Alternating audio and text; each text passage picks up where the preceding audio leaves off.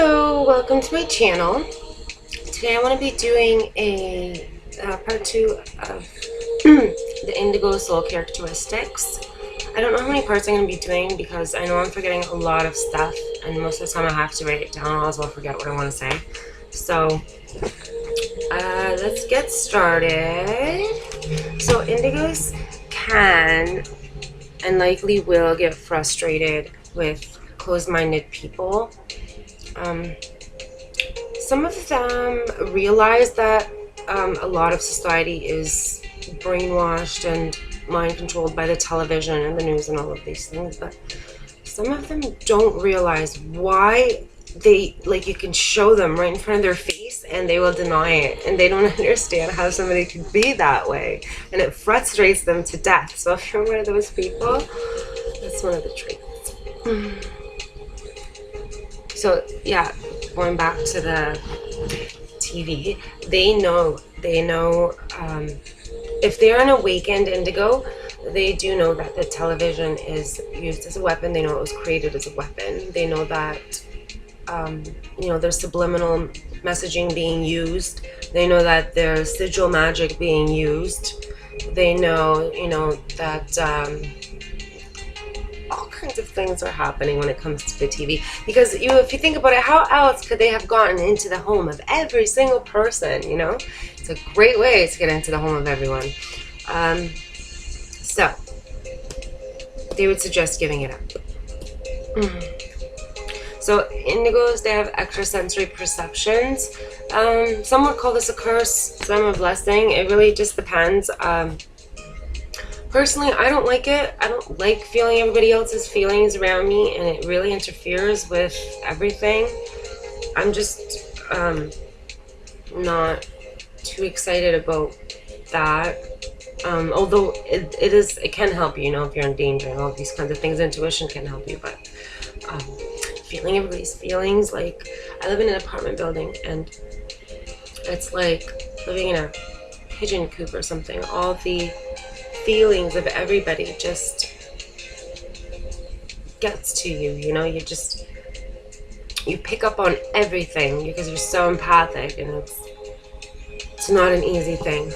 But because indigos are warriors, at the same time they have that paradoxical nature, it balances them out.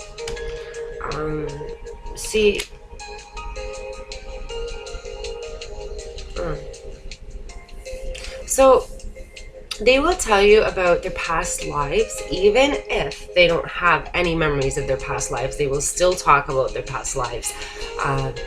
I still do, and I don't remember. I've had some people tell me some things, and they sound like they could be me. I don't know if they are for sure, but it sounds accurate.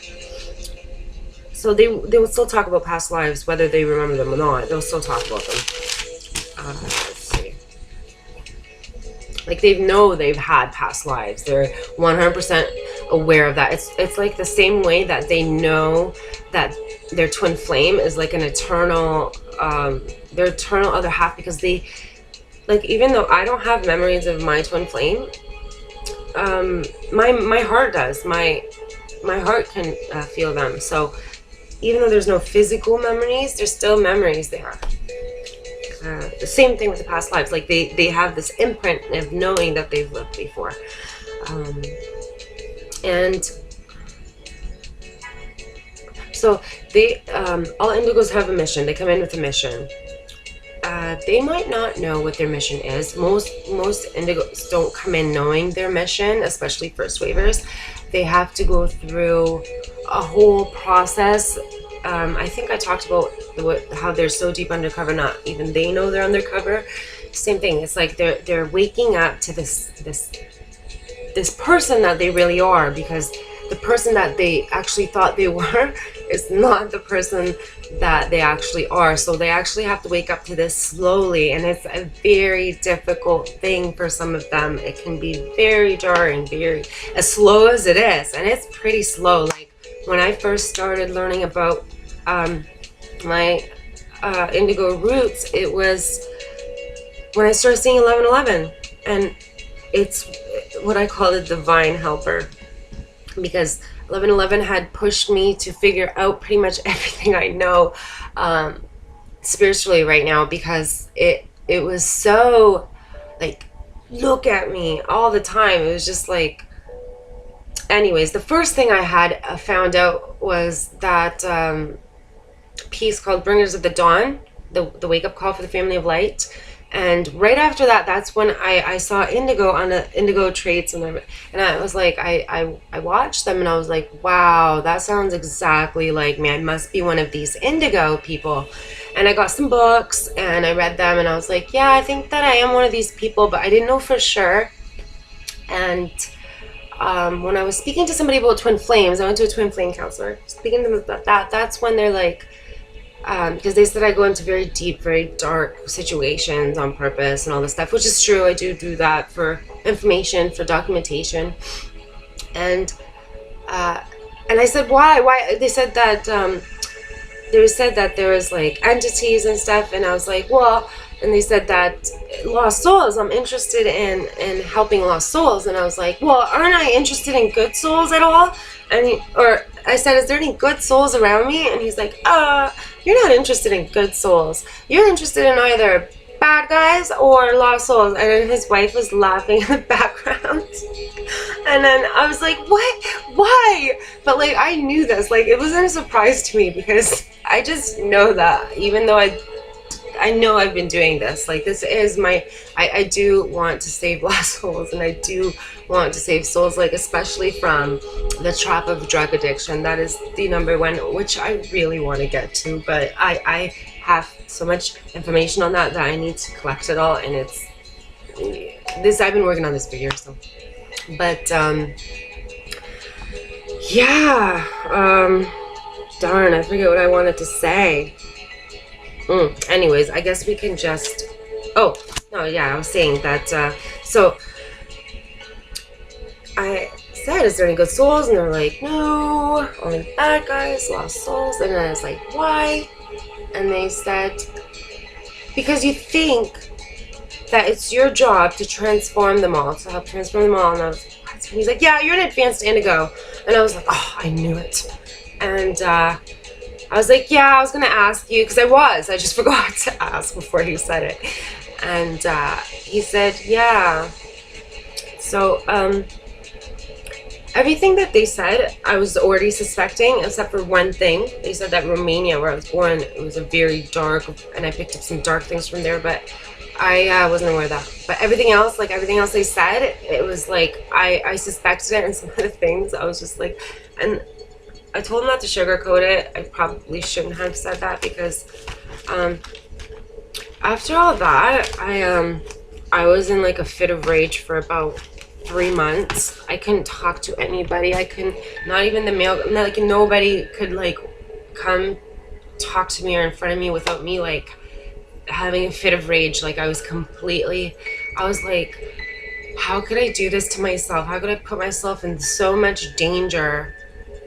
Like, I know I want to save other people, but like, what saving people would I have saved if I would have died? And like, I feel like, I don't know, this mission of mine was just so dangerous, and I didn't even see how dangerous it was until the very last experiment.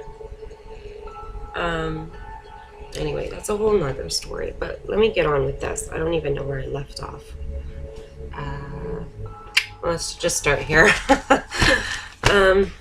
So indigos, all of them have some type of healing ability, whether it's Reiki or Qigong or whatever it is that it could be something that you've never even heard of, like, I don't know, whatever you want to call it. They all have this ability, and they all have like a strong need to do this. Like it's an inherent need to want to make people feel better for indigos. And they wish, or not they wish, but they believe so badly that they can do this, and they can. That need and that want and everything comes from the fact that they came in to do this, you know.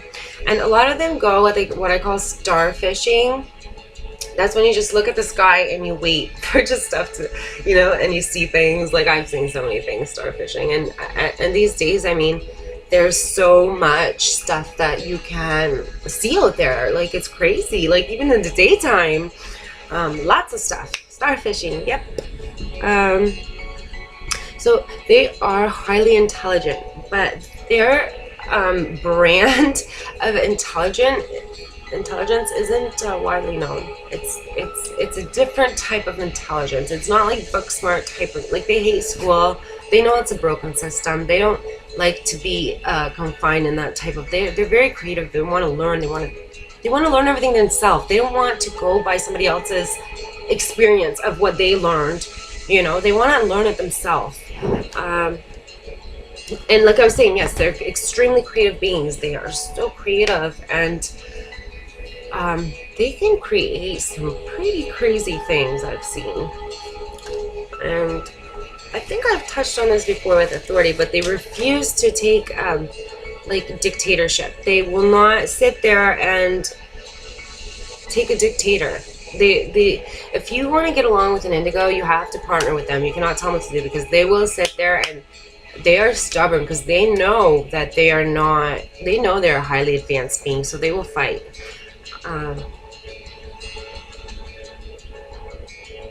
And they tend to be very, very rebellious. They are what you would call like a radical, a heretic. There's lots of, like, a renegade. These are some of the words that I would use to describe a indigo. Very rebellious nature, but it's for a reason, you know. They know. See, indigos, they know the reason why they have such warrior characteristics is because they have to. Because in order to change a system, I mean, they have to fight to do everything that they do, including helping people. They have to fight. It's always a fight for them, and it always will be a fight for them. That's just who they are. That's their forte, I guess you could say. You know what? I'm going to end this at part 2, and I will be back for part 3. I hope this helped. I hope you enjoyed it, and come back for part 3. Thanks. Bye.